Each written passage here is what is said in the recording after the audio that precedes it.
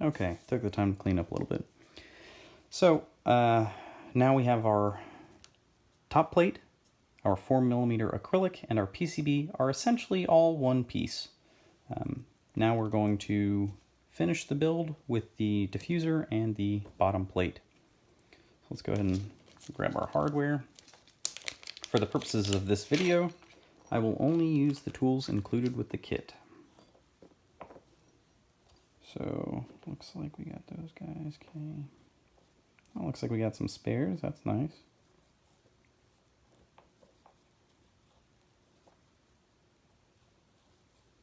Okay, I'm going to choose not to populate these. If you did, you would probably put them right around here. But that should be a debug port that I don't think we'll need. Okay, now just to follow this instruction a little bit, this whole assembly will go on top of the 8mm acrylic. And again, we were keyed for this little port as well as the USB-C. So it's relatively simple to not install incorrectly that way, but this is not so intuitive. So just make sure that that notch is on the side with the little 6-pin connector there. And then on top of that, we're going to do the absolute bottom plate. Now this does have a top and a bottom. You'll notice that these holes are countersunk on one side, but not on the other. And then there are 2 larger holes and 2 smaller holes. So first things first, countersinks go out. Big holes go toward the USB-C, away from the user. Now we're going to take this whole assembly, and these little hex fasteners will be in here, but we're going to bolt it from both sides. So what I'm going to do is I'm going to start by inserting these 8mm standoffs.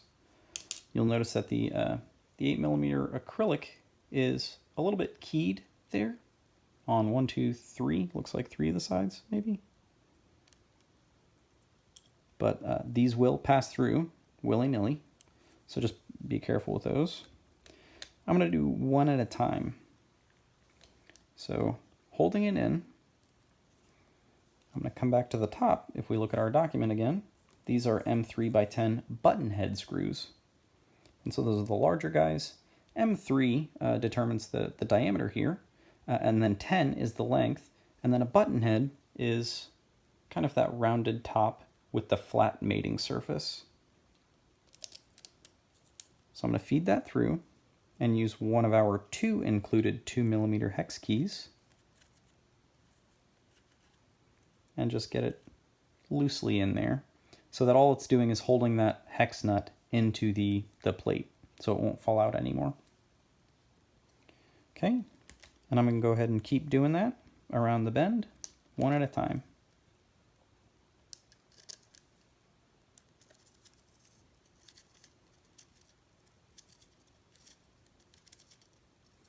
Now this guy doesn't seem like it's biting because it was misaligned, so don't be afraid to shift things around a little bit if you need to get things lined up. Okay, I'm going to go one more.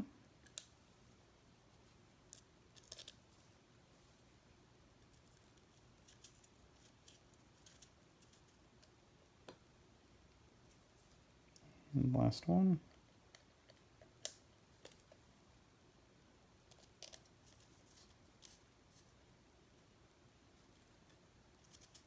And again, I'm not tightening these down, just keeping them nice and loose, but trying to keep them from the hex standoffs from coming off there. Okay, so now that we've got this guy, again, larger holes go up toward the USB-C, and the countersinks go out. Realistically, they should be on the bottom, but right now they're kind of on the top during this assembly process. Okay, and then these larger, or these countersunk guys will use the M3x5 flathead screw. So these are identifiable by the flat head, but you'll also know that they have a kind of a cone shape that mates with that nice countersunk surface down here.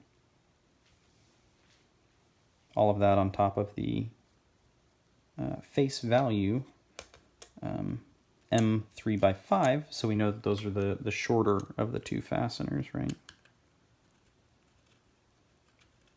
Okay, and again, not tightening them, just putting them in there to kind of hold everything together. I'm gonna go for this opposite corner here. The nice thing about countersunk screws is that they're self-centering.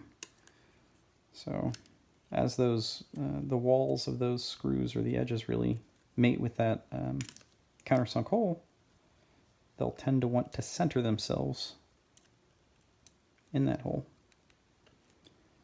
So it's a nice little mechanical keying feature. Okay, so given that they have that nice mechanical self-centering, I'm going to tighten these guys down a little bit tighter than up top to really kind of get them going. I suppose it's important at this stage to say that I prefer to assemble the case and then insert the feet, but there's nothing stopping you from inserting the feet first.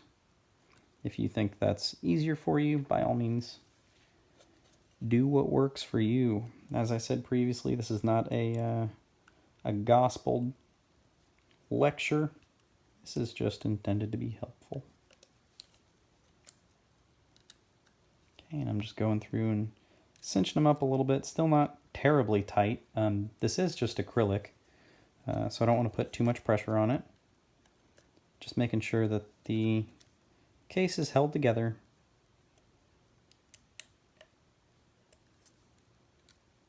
It's not going to be under tremendous amounts of stress or anything.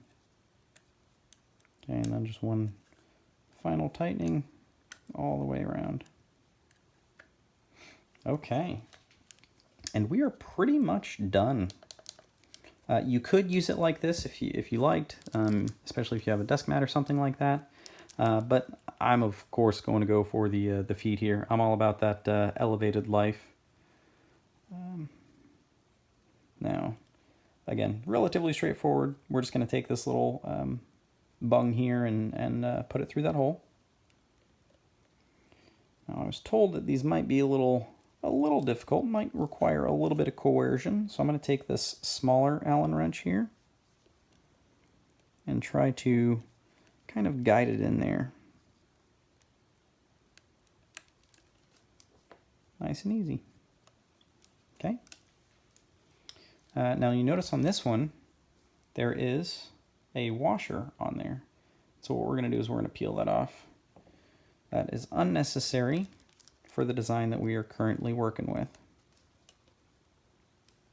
That's just going to cause your isolation mount to just be too tight.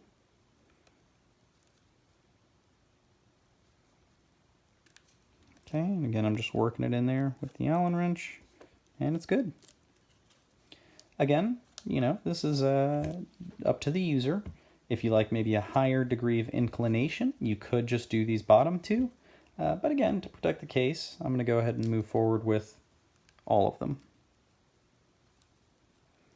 These guys are going to be even tighter than last time. So just poke and prod, work it in there.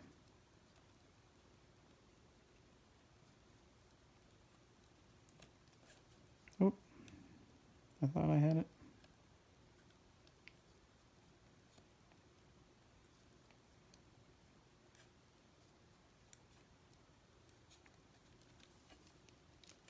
Okay, we've got half of it in there.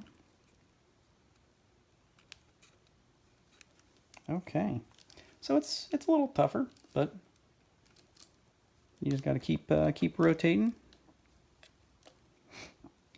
Okay, we're gonna go ahead and do this again. Just poke it in those holes. I'm gonna keep rotating, poking it in.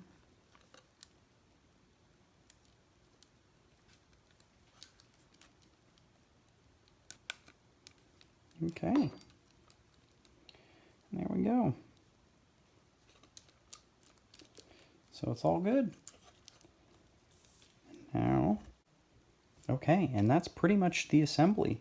The only thing that's left to do is install keycaps, and that's so specific to the user that I'm going to go ahead and leave that up to you guys. It's a relatively straightforward process. You just push the keycap on.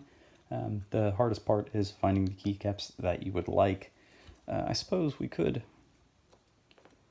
for kicks and giggles, install the rotary encoder knob. So you're going to use the smaller Allen wrench here, and you'll find the flat on the rotary encoder and align that with the set screw. And go ahead and tighten that set screw down.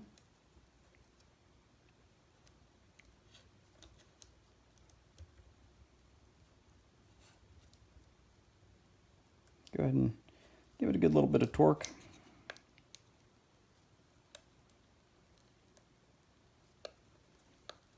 Okay, and there you go.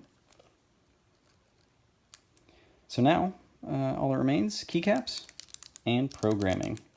I don't know if I'm going to do a video on programming. Might save that one for a later date, but at least now you have your fully assembled customMK macro pad or numpad. Super simple, bunch of fun. Can't wait to see how this thing chooches. Take care, guys.